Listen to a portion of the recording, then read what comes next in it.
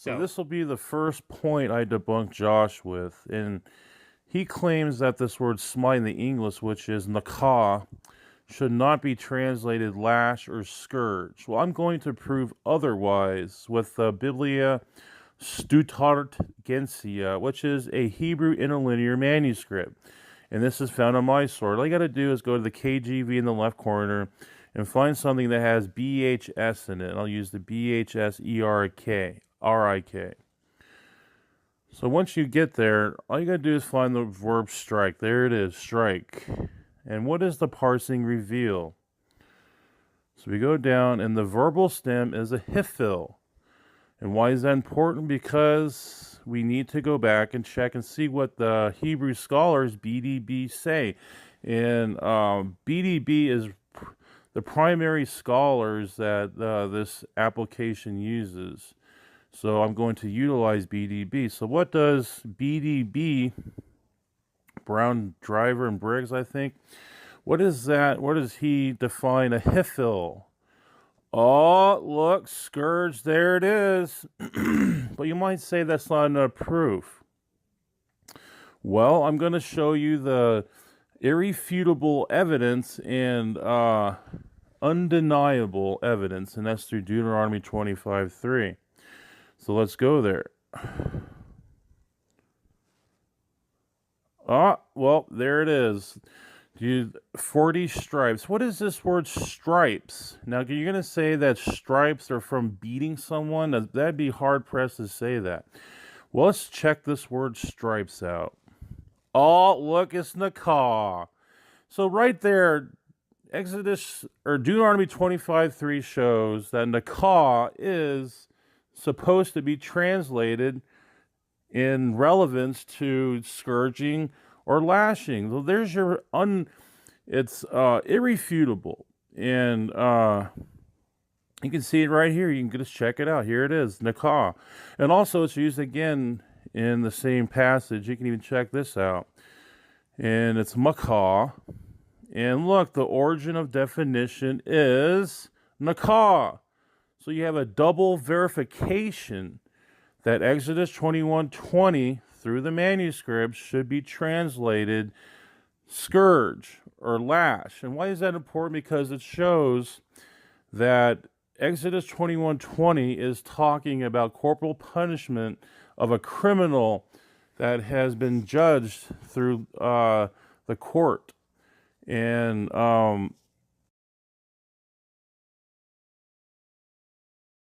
studying a foreign language is difficult enough, but trying to work out what people meant thousands of years ago by deciphering languages that are either dead or rather different from modern usage is all the more challenging.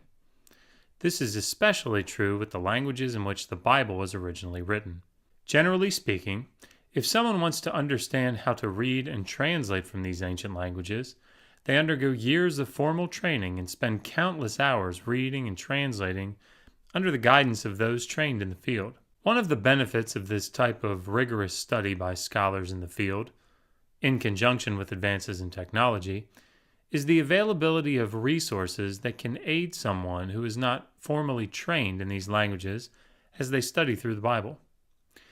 In a sense, it allows non-specialists to stand on the shoulders of those who have labored to understand, translate, and explain these texts.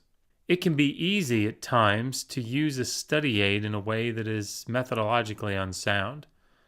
This is absolutely normal, and no one should ever feel ashamed or embarrassed if that happens. It takes years of study to gain a mastery and command of a dead language. And even then, scholars never reach a place where they think that they can no longer learn something new about the text that they work with. The key to good academic scholarship, for the specialist and non-specialist alike, is humility. We can all learn something new, and that knowledge can come from anywhere and anyone. I would like to address a couple of common mistakes that are made when studying the biblical texts. Believe me, I've made them. I can't tell you how many times that I've made them. The most important thing, however, is to realize when you make mistakes like this and to learn from them. The fact is, you never grow out of making mistakes. Recently, a number of attacks have been leveled against my analysis of several passages in the Hebrew Bible, particularly those that concern slavery in the Old Testament and in the wider ancient Near East. One of the more recent videos that he has presented shows a short 4-point response to some of these issues. I have chosen to address the 4 points presented in that video, as they were presented in a single video and in a fairly concise manner. They also represent, in my opinion, a good sampling of some of these more common mistakes that most of us have made. The first point that he makes is that the word strike in Exodus 21:20 should be translated scourge rather than simply strike or hit. And if a man strikes his male slave or his female slave with a rod, and he dies under his hand, he will surely be punished. I have discussed this passage at some length in another video. See the link to that video in the description below. But we will focus here on the word strike. The speaker argues that the root of the Hebrew verb nakah, because it is in the hifil stem, should be translated scourge. He cites Deuteronomy 25:3 for support, which reads, 40 times he may strike him. He may not do more, lest he strike him with many more blows than these, that your brother will become poorly esteemed in your eyes.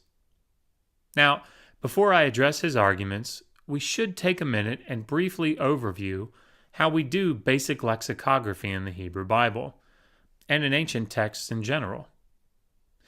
If we were reading through a book and we saw the words gregarious or vitriolic, but we didn't know what they meant, the first thing we would do is look them up in a dictionary. This is also true with Biblical Hebrew. There are 2 standard dictionaries or lexicons that are used in the field, BDB and Hollot. BDB stands for the last names of the authors, Brown, Driver, and Briggs. Hollot stands for the Hebrew and Aramaic lexicon of the Old Testament, which was written by Kohler and Baumgartner. Now, there are others, but these are very commonly used. Should you come across a word that you do not know in the Hebrew Bible, you can look in either of these lexicons and determine its meaning. Now, sometimes the meaning of a word is straightforward, like the word gregarious, which in English means sociable. However, if you were to look up the word run in an English dictionary, you would quickly find that the meaning would be much more nuanced and based on the context in which the word is found. There's a difference, for example, between the meanings of the lexeme run in the following sentences. I like to run in the park. Did you see that NFL player run the 40-yard dash? And my car's engine has something wrong with it. It won't run correctly. If you look up the word run in a dictionary, you would probably see a number of different categories, describing a slightly different meaning for its use with respect to athletes, vehicles, machines, liquids, etc. It would be incorrect to read the nuanced meaning of run in the sentence, the sprinter will run the race in an hour, into the word run in the sentence, she was crying, and her nose began to run. Certainly we would not argue that, after she began to cry, her nose grew legs and sprinted away. Now, while this may seem obvious and a little silly, it's likely because we know how the English language works, particularly with respect to the word run. However, because we often do not know ancient languages in the same way, these nuanced meanings can sometimes get accidentally mixed together. And just as we must rely on context in English sentences to tell us the meaning of a particular word, so also must we rely on context in the Hebrew Bible. Now, there's one last aspect of Hebrew words that we need to briefly discuss: the roots of words. In Hebrew and other Semitic languages, words generally have 3 consonants that carry a general meaning for the word. In order to alter the specific or nuanced meaning of words, you can add or alter vowels or certain consonants before, after, or even within the word. When we look at verbs, this becomes especially important because changes in vowel patterns will change the meaning of the verb. As an example, let's take a look at the BDB entry for the Hebrew word shin beit resh. Carry the general meaning of to break. However, if it is written shiber with an I and an E vowel, also known as the PL or intensive verbal stem, It means to shatter. Other vowels and consonants can be added to make a verb passive, the 𝑒𝑭, reflexive, the 𝑒𝑡𝑝āyō, causative, 𝑒𝑝hil, and so on. With all of this in mind, let's take a look at the word 𝑛akā, to strike, and determine what it means in Exodus 21:20, where it appears in the 𝑒𝑝hil stem. If we look in our lexicon, we'll again use BDB for the sake of simplicity, we see that the verb appears in many different stems, cal, nifal, pual, 𝑒𝑝hil, etc. Because the verb in Exodus 21:20 is in the 𝑒𝑝hil form, we go to that section of the lexicon. Now, something that we need to bear in mind, this lexicon is also interpretive. Just like an English dictionary, the authors look at the ways in which these words are used and group them into categories based on the various contexts. In this case, BDB assigns the meanings to smite, fatally and non-fatally, beat, clap one's hands, thrust in with a fork, etc. Specifically, BDB assigns Exodus 21:20 the meaning to smite fatally, as the slave dies at the hand of the master in the verse. We see the same verb, 𝑛akā, in several other verses in this chapter. In verse 12, we see the form 𝑚akē. The one who strikes a man that he dies shall surely be put to death.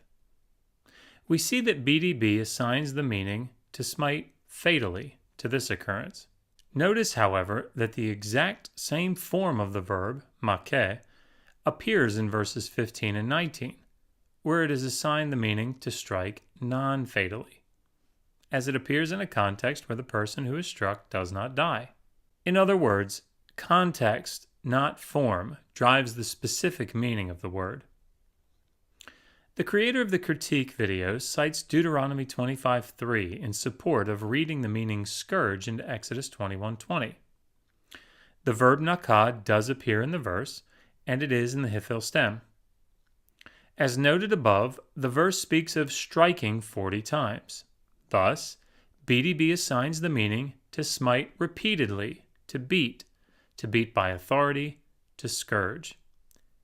Why do they assign this meaning to the verbal form? Isn't it the same form that appears in Exodus 21:18 and 20? You guessed it, context. The verb 𝑛akā means to strike, but it can mean to strike repeatedly or to beat, or it can mean to hit once non-fatally, or it can mean to hit once fatally. It all depends on the context. Run means different things in different contexts, and lumping all meanings together based solely on the form of the word is a methodological error. You have to determine the meaning of a word, particularly a verb that has many nuanced meanings, based on its usage in its context. Let's take a look at the second argument that was made in the video. So this is part 2 of me debunking Josh's lack of scholarship, if you want to call it that. Now, he contends that this word punished is only relevant to the master, and that is completely garbage, and I'm going to show why. Because this word punish actually in the manuscript is used twice, and it's nakam in the Hebrew, and it's decay in the Greek. And why is this important? Because one applies to the master and one applies to the eved. See, he doesn't get that, and I'm going to show him in the manuscripts anyway with the Septuagint. So let's take a look at this in the Biblia Hebraica Stuttgartensia. So we're going to just pick any BHS. We'll pick that one. And look, even the Biblia Stuttgartensia here, Hebraica Stuttgartensia, has avenged twice. I mean, this is getting more plain than that. And also, you'll see in the LXX as well. But let's take a look at this word avenge, one of them. And let's see, the nifal. Let's take a look at the nifal verbal stem in the BDB, by the scholars BDB. And I think I mentioned him, but it's actually them in my other video clip. But let's take a look at it. There it is in the fall. To avenge. There it is. And let's take a look at this in the LXX now. I like the ABP, and this is what I was trying to bring up in my discussion with them. Okay, there you have it. There you have the word punish twice. And let's read this verse so that you'll even get this founded in your mind, and you'll see for yourself. But if any strike his servant or his maidservant with the rod, and one should die by his hand with punishment, let him be punished. So the master here is using punishment. And this is even a noun. It's not even a verb. It's decay. There it is, Liz. What does it mean? It's a judicial hearing, judicial decision, a sentence, a punishment. And it's a noun. There you go. I mean, how else can you get more clear than this? It's right there, Josh. And this, of course, the last part, let him be punished. This is referring to the master, not the aved. So one part is relevant to the aved, and one part is relevant to the master. This is what I'm saying. Either your seminary is erroneous and they have problems there, whatever it is, but here it is, right here in the manuscripts. You cannot contend with that. It's irrefutable. And so even this in the Hebrew, the one applies to the master and one applies to the aved. So this is part 2, debunked. In Exodus 21:20, as we have seen, the text reads, "And if a man strikes his male slave or his female slave with a rod, and he dies under his hand, he will surely be punished." Reading from an interlinear translation app on his phone, the speaker shows that the verb nakam appears twice in Exodus 21:20. Thus, he determines, one of the verbs must refer to the slave, while the other refers to the master. The slave is being punished, verb number 1, in a judiciary proceeding, and the master is being punished, verb number 2, for his actions. I want to take a second again and say how wonderful it is, in my opinion, that people are working hard to get a more precise meaning of ancient texts. My only concern, of course, is that we do so responsibly. In this case, it would seem logical that if there are 2 verbs in the clause, then they must be able to refer to 2 different people. Unfortunately, this is simply not the case. If I were to say, that man is really good at playing the guitar, but that woman is really, really good at playing, we would know that I think that the man is a good guitar player, but that the woman is even better than the man is. This would be because I repeated the word really in the sentence.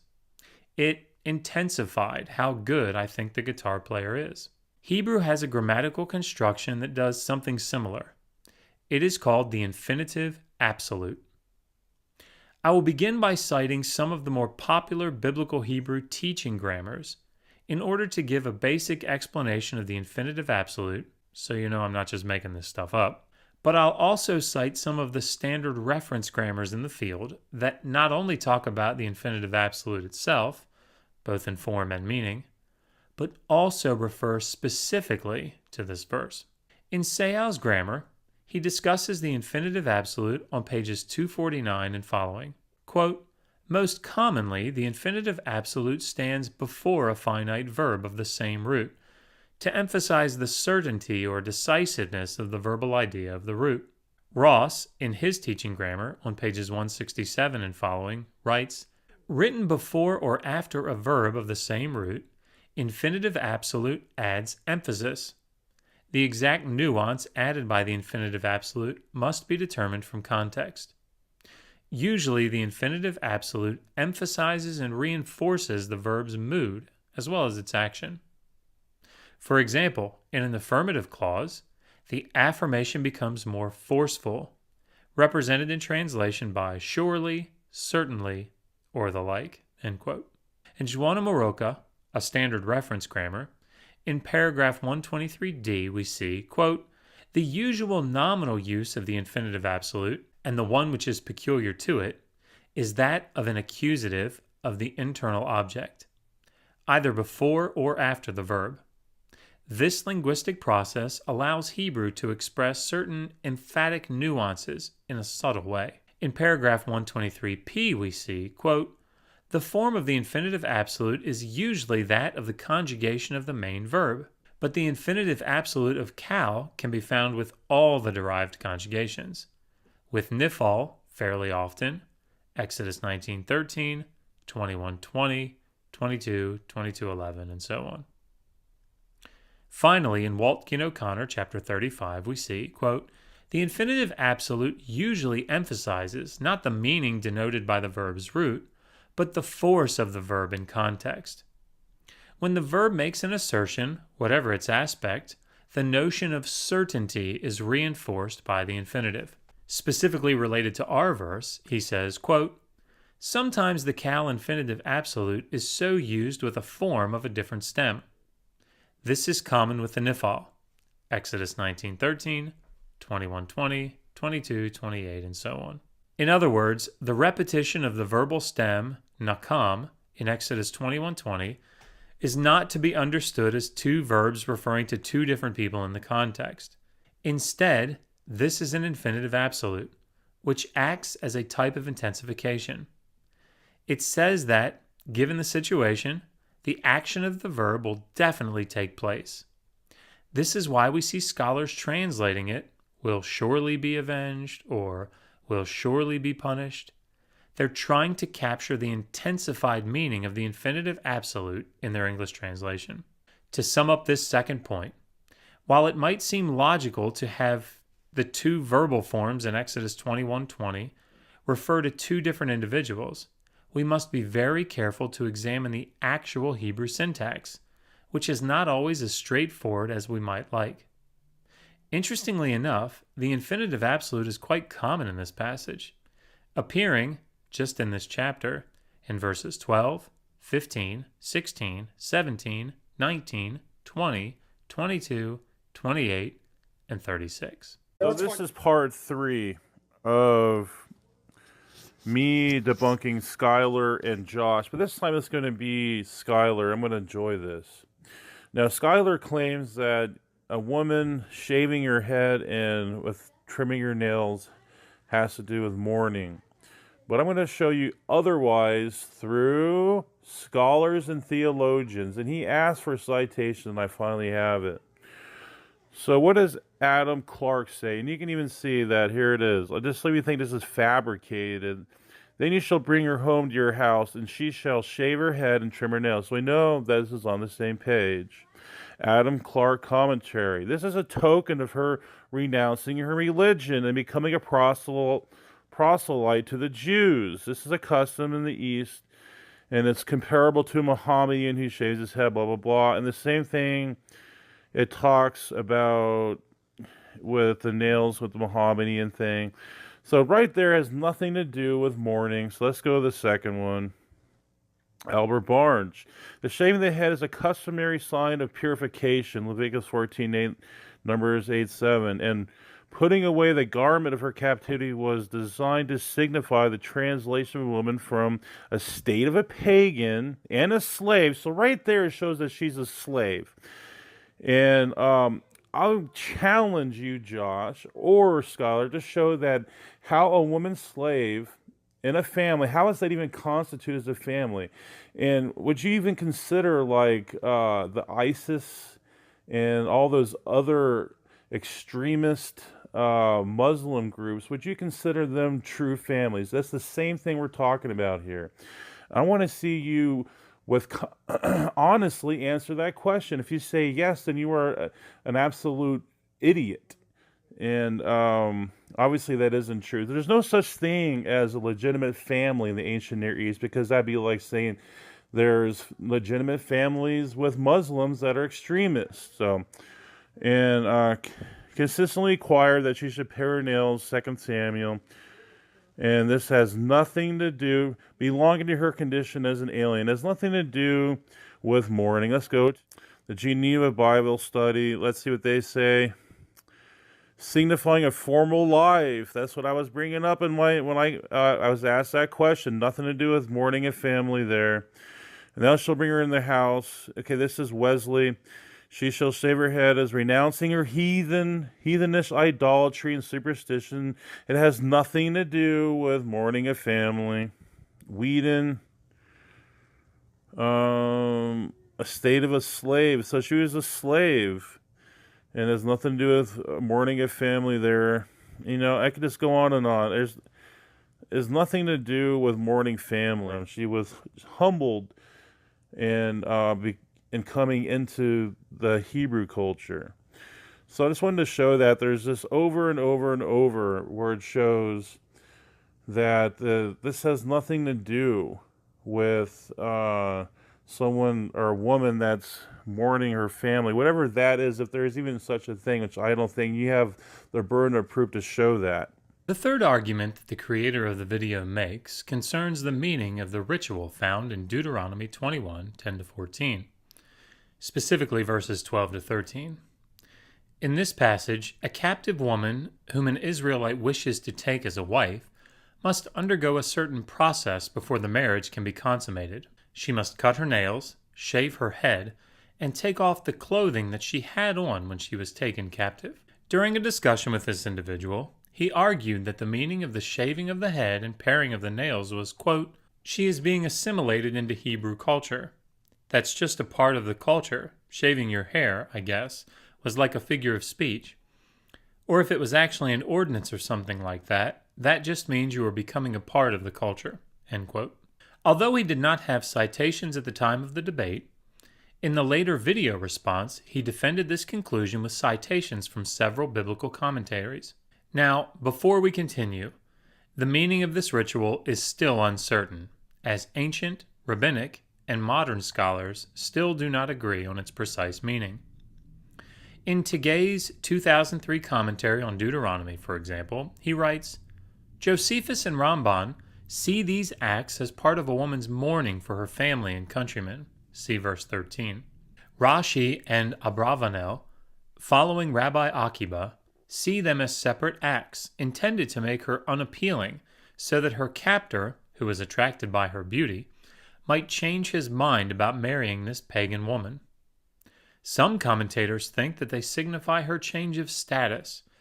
By discarding her old clothing and those parts of her body that are removable, she sheds her former life, or even her former self, since hair, fingernails, and clothing are sometimes regarded as symbolizing the person. End quote. A similar survey of the data can be seen in Christensen, 1997, pages 474-475. My point here, however, is not to get to the bottom of the debated meaning of this ritual. Instead, I would like to address the way in which the speaker seeks to justify his conclusion. He cites several resources in support of his position: Adam Clarke, Albert Barnes, the Geneva Study Bible, Wesley's explanatory notes, and Whedon's commentary on the Bible. Adam Clarke was a late 18th, early 19th century theologian. Albert Barnes was a 19th century theologian. The Geneva Study Bible was translated and utilized in the 16th and 17th centuries. Wesley's commentary was composed in the mid-18th century, and Whedon is a 19th century scholar. Now, in no way does this mean that their conclusions were unsound, or that their scholarship was not rigorous. However, responsible scholarship, to the greatest extent possible, seeks to identify and engage with the most up-to-date secondary literature on a particular topic.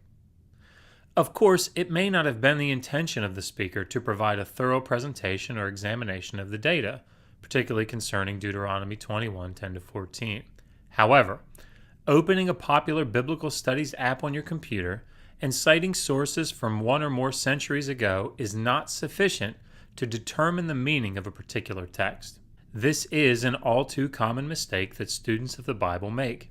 The thought process is, if these highly intelligent and learned men of old held to these conclusions, that's good enough for me. It is sufficient evidence.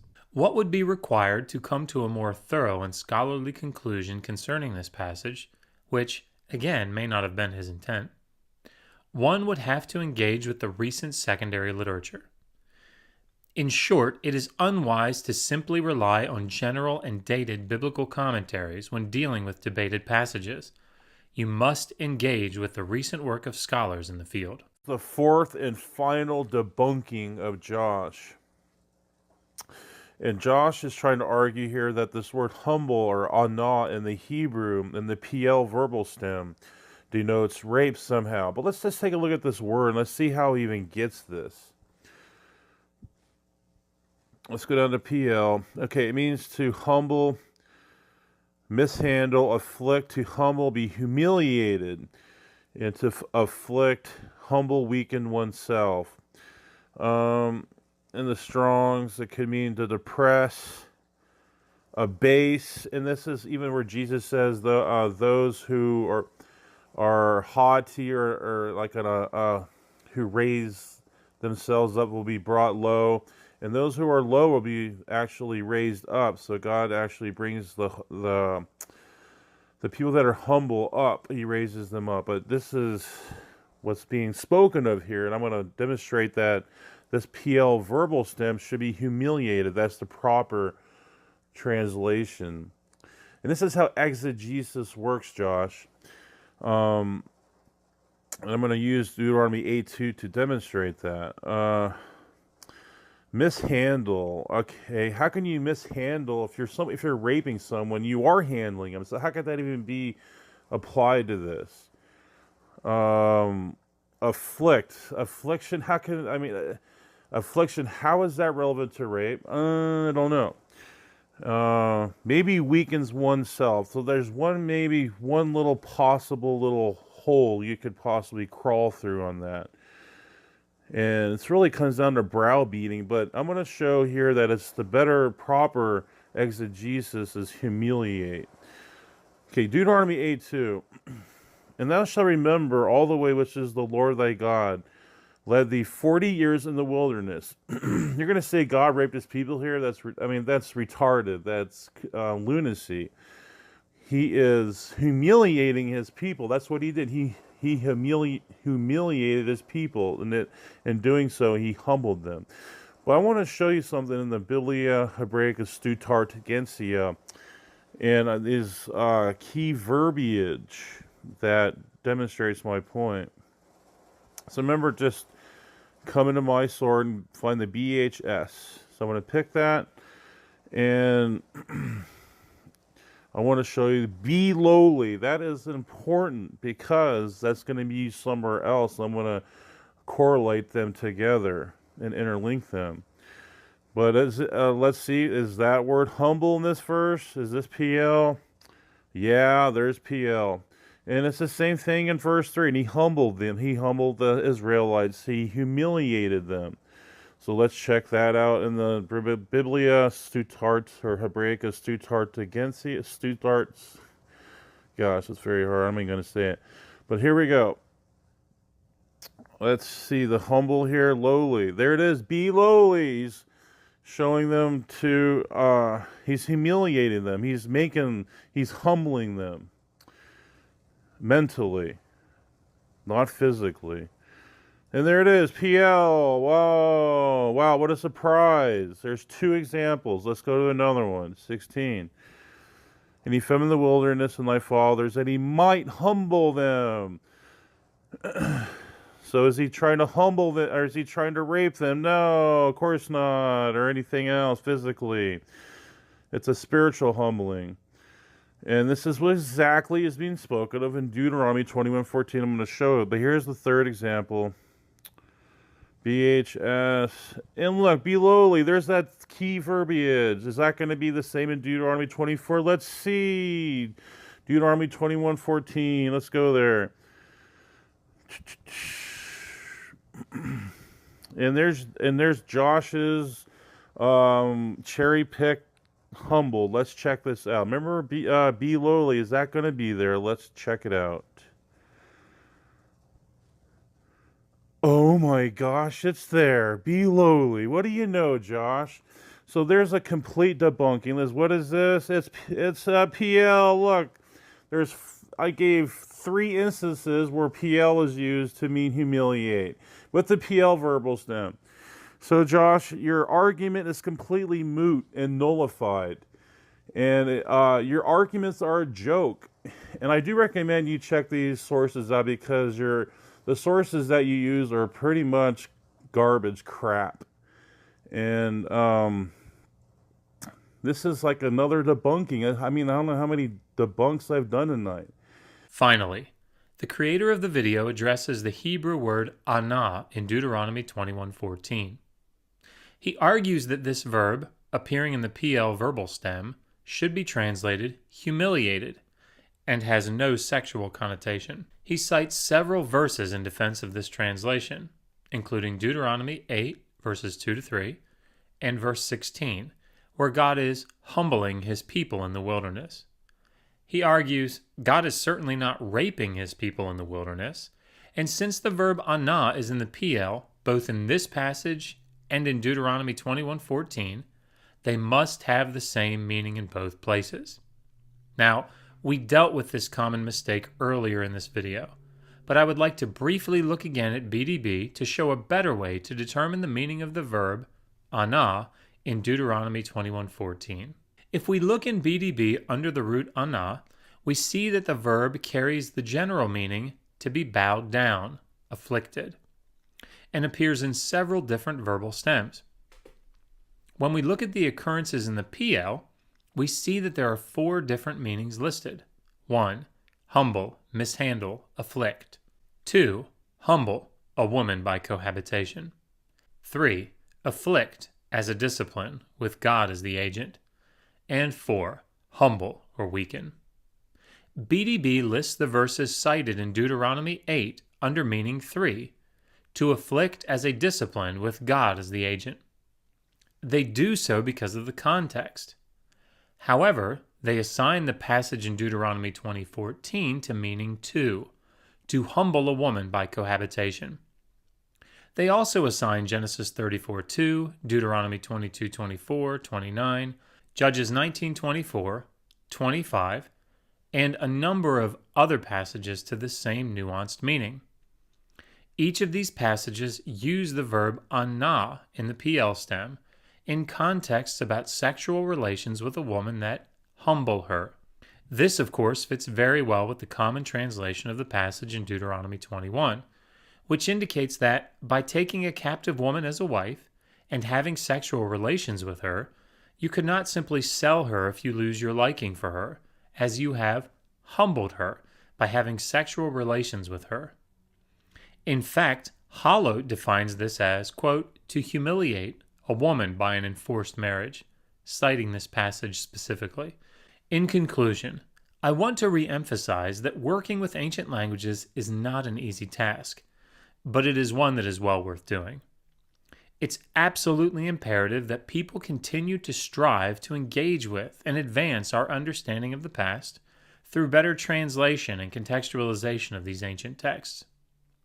However, we must do so, both layman and scholar alike, with humility, recognizing not only our strengths, but also our weaknesses. By being attentive to these types of common methodological mistakes and seeking to properly engage with the text, we can appropriately advance our understanding of the ancient world.